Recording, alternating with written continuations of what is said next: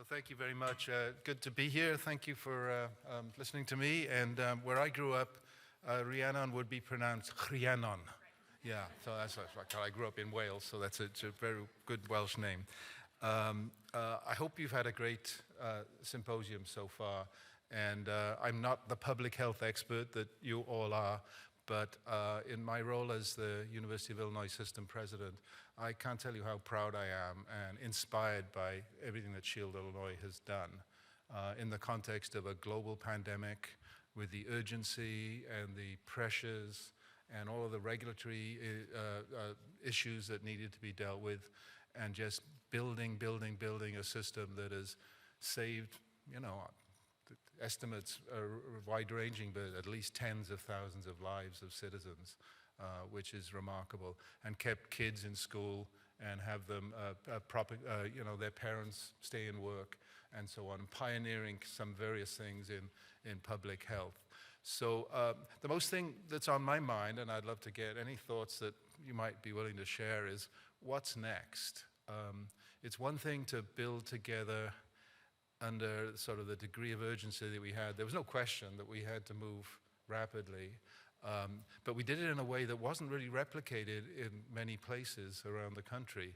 So the unique experience of Shield Illinois, the speed with which it was deployed, the effectiveness of it, the scale of it, I think have a lot of lessons that are important lessons for the future of health, and not just even health care, but health in society. As you all know better than I do, there are major discrepancies, issues of life expectancy, you know, being closely correlated with zip code because of access, because of healthcare distances, different issues in nutrition, childhood nutrition, in exercise, in urban, rural settings, etc. And so there are some big challenges to take on, and they were manifested very, very sharply with the pandemic. We saw those discrepancies really very, very significantly in the pandemic. So let me just take you back a little bit from my own experience of the adventure. I know you know in great detail, probably much more than I do about the whole experience.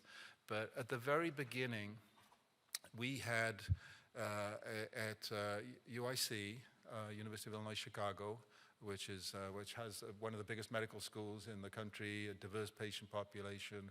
We've been doing vaccine clinical trials extensively for a long period of time, other therapeutic clinical trials.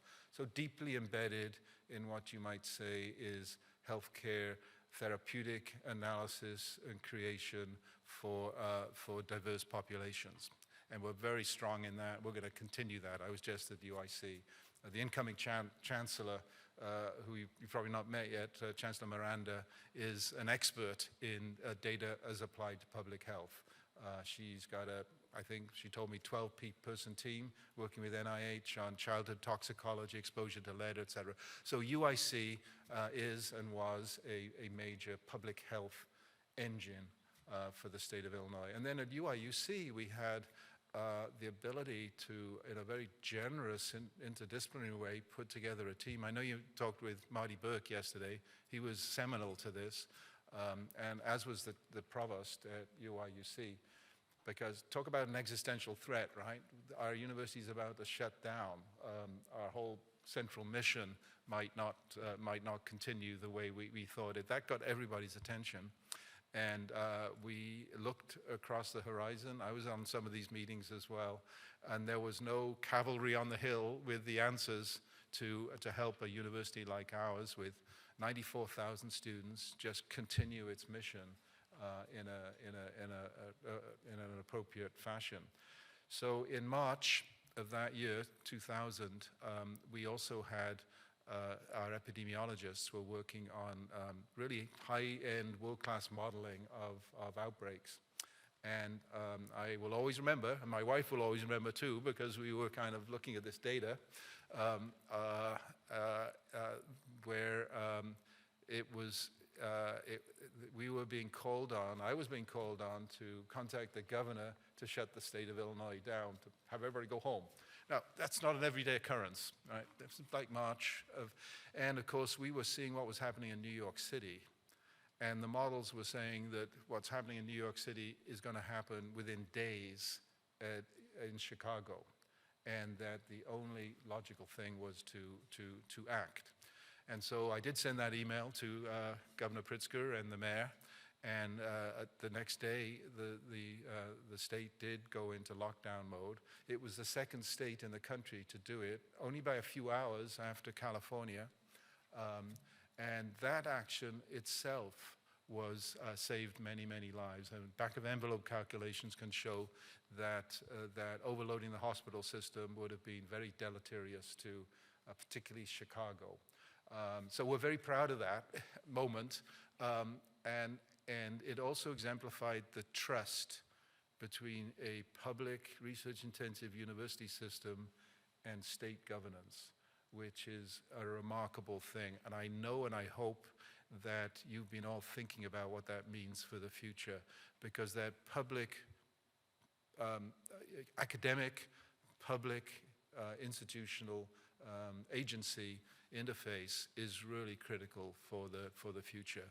And what we saw, of course, and you've heard about, is that IDPH and we worked very closely on masks and sourcing things and ventilators and HR, and before you know it, we had a breakthrough in testing that led to the low cost, high accuracy, rapid turnaround, digital informing Shield approach that really has stood the test of time and is the model for surveillance testing of respiratory diseases. And now we also have the wastewater envelope too. And I think with something like 80 stations of wastewater around the state, we're probably uniquely positioned to show how wastewater surveillance deployed across a whole state can lead to decision-making and maybe even AI, machine learning approaches to take decisions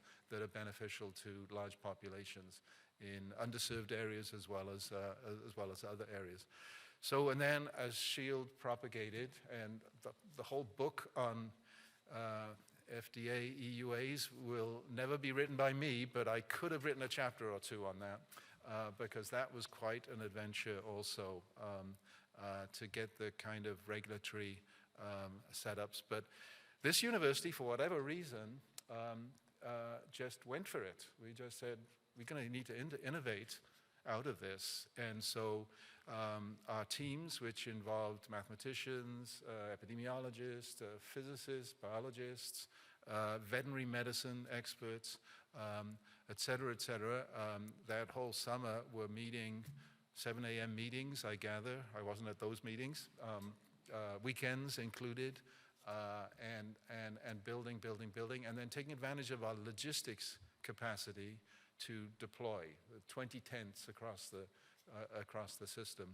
And it went to 800 tests a day, and then to literally everybody in our community was getting tested frequently and getting results back frequently, which meant that when there was an outbreak, we were able to locate it, deal with it, and that led to a situation that's now been in peer-reviewed articles that showed that this was the safest place to be. And in fact, our community in the county in Champaign, and you probably heard this too, had the lowest mortality of any kind of college county that's equivalent by about a factor of 4 because of the ability to jump on where the virus is and deal with it with speed, where minutes count with that time frame. So it was, you know, you've all been to Disney. It was like Mr. Toad's Wild Ride for quite a while. And it's nice to get off of that and go to the teacups or something a little bit more sedate. But I think the total number of tests now with SHIELD Illinois and SHIELD T3 is about 10 million tests that have been done. High level, very few false positives, few false negatives, a tremendous data resource on what happened, what transpired, and how to deal with it into the future. And now with the wastewater system coming of age, we have a whole new way of doing it. So I'm not going to go on and on and on about the whole experience, but it was a little sobering. But I think the question in my mind as the university president is, boy, we did this. And I'm asked often, why didn't other universities do it? And I don't know the answer to that, because it felt logical process. Okay, we need to innovate our way forward, and we need to do it at pace, and we need to push the costs down. We need to make it ubiquitous. We need to, if we're going to crush this virus, you need to know where it is. First of all, if you don't know where it is, you're at sea without a paddle. And we did that at a scale, and then even commercialized it. There are now kiosks in Berkeley where you can swipe your student card and get your results quickly using the Shield test. It was in Philippines, in New Zealand. It was used in Toyota factories, other factories, hotels. It was used in the state judiciary, the state legislative community. We're all getting used to doing this. And what's happened is it's taken this whole relationships of the academic, public-facing, research-intensive, comprehensive university and the embedded communities and the decision makers, both public and private, to another level. So if we can do this in a crisis mode, with this sort of generous, multidisciplinary, let's get it done, roll our sleeves up perspective. There was one moment where I had to sign a check for 40 PCR machines. Okay, 40 PCR machines. What are we going to do with 40 PCR machines? We don't have an FDA, EUA. We might need them for other applications in the future. We signed the check for 40 PCR machines. They came in at an early stage, so we were instrumented, et cetera. So there's a bit of risk-taking, definitely, and that's the book that will never be written on our experience that worked out. So now, absent maybe a global health crisis, what's next? And I participated in a very exciting mini retreat with IDPH on that very question. What is next? I'm sure there are IDPH folks in the room. I know, I hope I don't overstate this level of excitement, but the idea that we could move the dial significantly on public health, when we've shown what we could do over a period of months in 2,000 schools, in factories,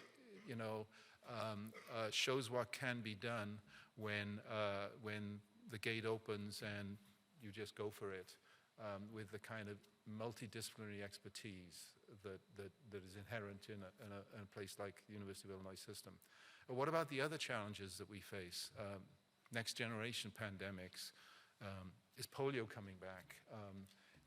What's going to happen with other respiratory issues? What can we say about access to healthcare, therapeutic developments? How do they work? How do we all the issues of behavioral science? Why did people resist when maybe if they hadn't, we would have had better outcomes? What were the messaging issues? So we have the ethicists and the behavioral scientists as well as the chemists and the biologists.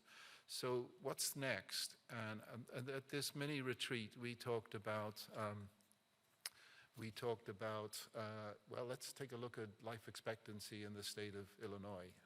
And you can see all those gradients, right?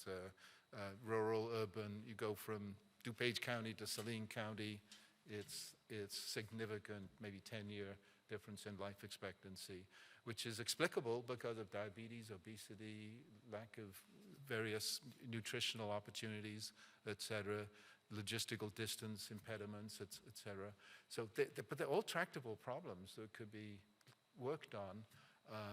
So what if we together said we want to make Illinois the healthiest state in the nation, and maybe add 2 years of life expectancy to lift all boats in the harbor, using the kinds of technology, human capital, determination, maybe risk-taking too comes into play. I don't quite know how that all works because a lot of the funding is locked up in insurance companies and reinsurance companies that maybe are difficult to motivate sometimes and to move quickly.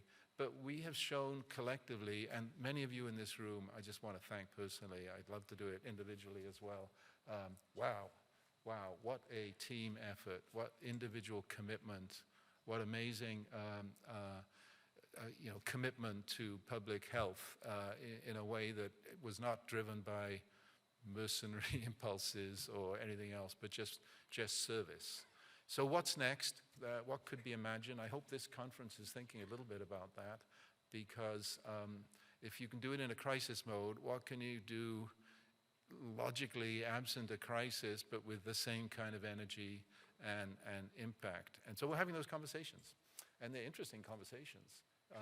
And the relationship with the Illinois Department of Public Health and the Chicago Department of Public Health and the University of Illinois system with 95,000 students, many colleges that are relevant to this, and the place-based mission of, so we call it the land-grant mission of public service.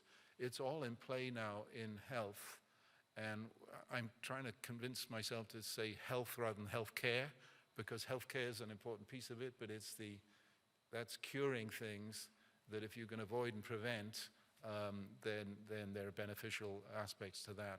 So just health. And we've got our deans, directors, and now I have to say, incoming Chancellor Marilyn Miranda will be standing here at the next meeting of this, and she'll be telling you how it's all going to play out, because this is her actual field, and she's got strong NIH funding. So I think I'll stop there, and I haven't even looked at my notes, so I have no idea if I said what I was supposed to, but anyway, thank you for the work and the reevaluation of the lessons learned. And please count on the University of Illinois system to be with you as we move forward in this great adventure. And we want to do it at scale with energy and commitment and expertise at the table in this generous public-facing approach, which I think has shown it works. Thank you.